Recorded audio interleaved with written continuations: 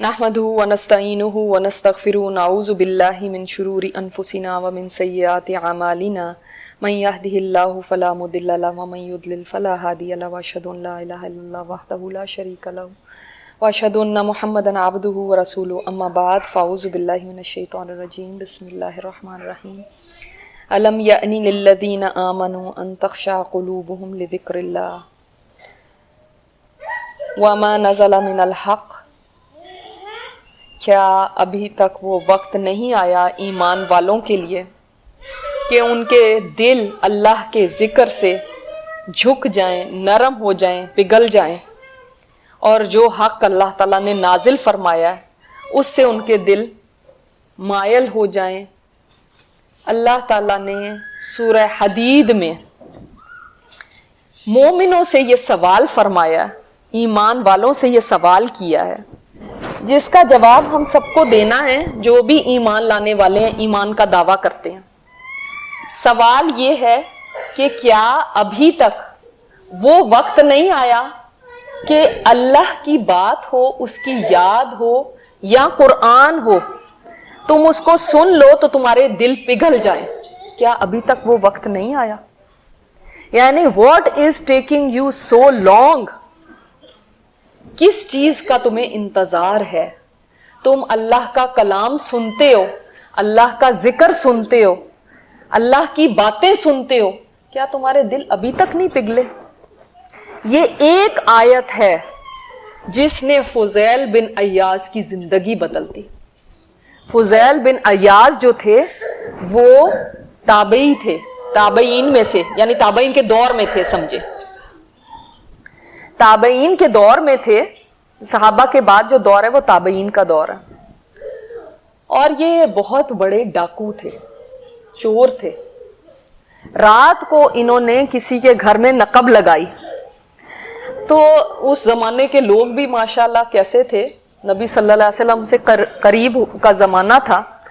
तो एक बंदा नमाज पढ़ रहा था तहज्जुद की, और उसमें वो इसी आयत को बार बार दोहराया जाता था, क्या अभी तक वो वक्त नहीं आया कि तुम्हारे दिल पिघल जाएं, तुम्हारे दिल नरम हो जाएं, तुम्हारे दिल झुक जाएं?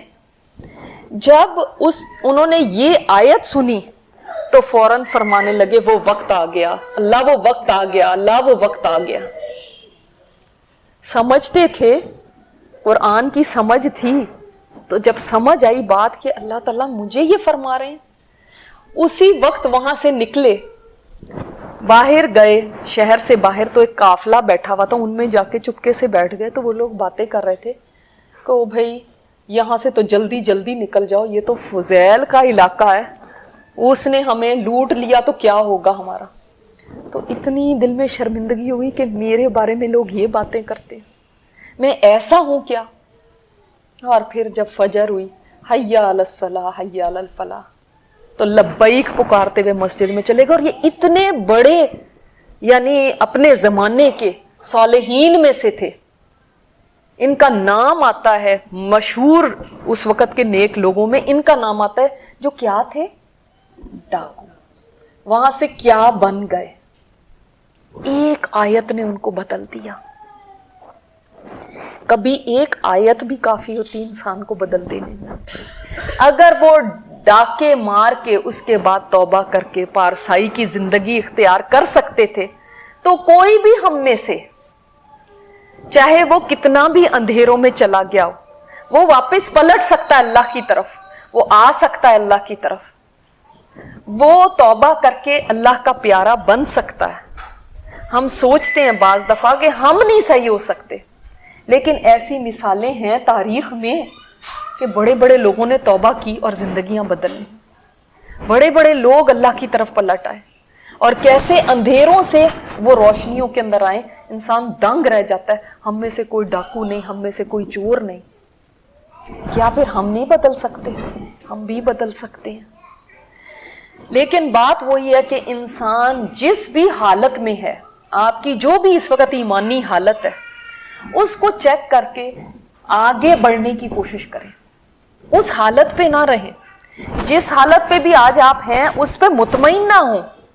یہ نہ سوچیں کہ میں تو کافی کچھ کر رہی ہوں, اب میں نے کلاسیں بھی جوائن کر لی, اب میں نمازوں میں بھی اپنی ریگولر ہو گئی, اب میں حجاب بھی کر رہی ہوں تو میرے لیے کافی ہو گیا. نہیں, ہمیشہ اصلاح کی گنجائش ہر انسان میں ہے, کبھی کافی نہیں ہوتا. دیکھیں جو مومن ہے نا, اس کا سفر اللہ کی قربت کی طرف مسلسل ہوتا چلا جاتا ہے کہ ایوری ڈے میں اللہ سے قریب ہونے کی کوشش میں لگی رہوں, یہ فاصلہ کم سے کم ہوتا جائے. اگر آپ ایسا نہیں کرتے, آپ کے ایمان کا کرو ایسے نہیں جا رہا, اوپر کو ایسے نہیں جا رہا نا, اور ایسے جا رہا ہے. آپ سوچتے ہیں کہ میں 2 سال پہلے بھی اسی پہ تھی, آج بھی اسی پہ ہوں, کل بھی اسی پہ ہوں, تو یاد رکھیں یہ اس پہ نہیں رہتا, یہ ایسے چلا جاتا نیچے. ایمان گھٹتا بڑھتا رہتا ہے. آئدر اس کو آپ اوپر لے جانے کی کوشش کریں, ورنہ آپ ایک سٹیج پہ نہیں رہیں گے, ایمان لازمی نیچے کی طرف آئے گا. تو ہمیں سفر کرنا ہے کس پہ؟ اللہ کی قربت کی طرف, کی قریب ہوتے جائیں ہم اللہ سے ہر دن. ہماری اطاعت, ہماری عبادت, ہماری تقوی, پرہیزگاری, ان میں اضافہ ہوتا جائے. ہماری نیکی میں اضافہ ہونا چاہیے. کیوں نیکی میں اضافہ ہونا چاہیے؟ کیا ایک ہی سٹیج پہ رہیں تو کیا ٹھیک نہیں؟ دیکھیں, یاد رکھیے, ہم اگر ایک سٹیج پہ رہتے ہیں نا اپنے آپ کو, ہم تو سمجھ لیتے ہیں کہ میں ایک سٹیج پہ ہوں, لیکن وہ آپ کو پتہ بھی نہیں چلتا کس وقت آپ کا ایمان کم سے کم ہونے لگتا ہے, کم سے کم ہوتا چلا جاتا ہے. آپ عادی ہو جاتے ہیں ان چیزوں کے, اور اب آپ کو وہ نماز ہی نہیں رہتی. وہ تہجد بھی پڑھے, تہجد کی بھی عادت ہو گئی, اب عادت بن گئی ہے. اب آپ کو حجاب لینے کی عادت ہی ہو گئی, ایمان بڑھتا نہیں ہے, پھر کمی آنے لگتی ہے. دوسری بات, کیوں یہ ضروری ہے کہ ہم ہر دن اپنے ایمان کو بڑھائیں؟ کیا ہر دن آپ اللہ کی نعمتوں کو اور زیادہ نہیں استعمال کر رہے ہیں؟ اگر پچھلے سال تک میں نے 2 لاکھ سانس لیے تھے تو اب تک کیا 2.5 لاکھ نہیں لے لیے ہوں گے؟ اگر پچھلے سال تک میری عقل تھوڑی تھی, تجربہ تھوڑا تھا, تو کیا اب زیادہ نہیں بڑھ گیا؟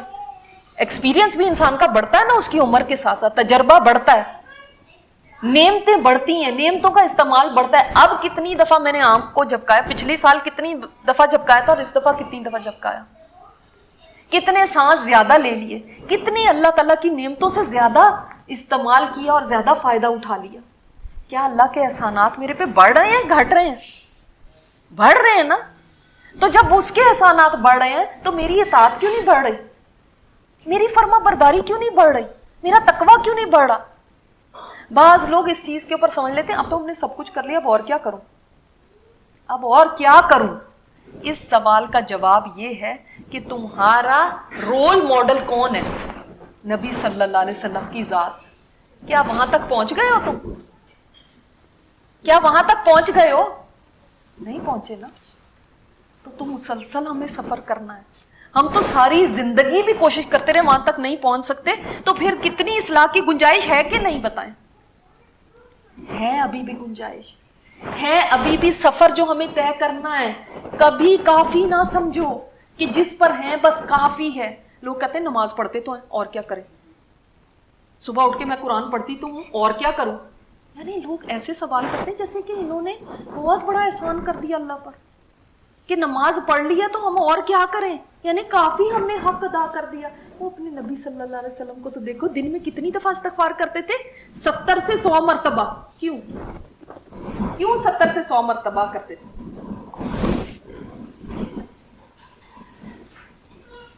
کیا آپ اس کا جواب کیا سمجھتے ہیں؟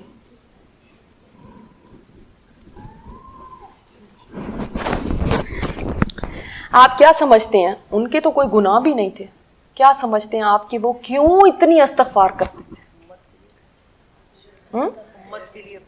امت, لیکن وہ تو خود اپنی طور پہ استغفار کر رہے تھے. یہ ٹھیک ہے کہ امت کو ایک سبق دیا, لیکن کیوں کر رہے تھے؟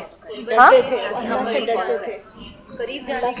اللہ سے ڈرتے تھے, اللہ کے قریب جانے کے لیے. اور مجھے ابھی تک صحیح جواب نہیں ہے, شکرانے کے لیے. لیکن استغفار کیوں کرتے تھے؟ اس کا تو شکر ادا کرنا چاہیے. استغفار اس لیے کرتے تھے کہ حق ادا نہیں ہوا. یا اللہ جتنی تیری نعمتیں ہیں میرے اوپر، میں کہاں حق ادا کر سکا، میں کہاں وہ پورا کر سکا جتنا کرنا چاہیے تھا. کہ ایک فرشتہ وہ ہے کہ جو جب سے اللہ نے پیدا فرمایا اس وقت سے قیامت تک وہ سجدے میں پڑا رہے گا، اور قیامت کے دن وہ اپنا سر اٹھائے گا اور کہے گا یا اللہ تیرا حق ادا نہیں ہو سکا، یا اللہ تیرا حق ادا نہیں ہو سکا.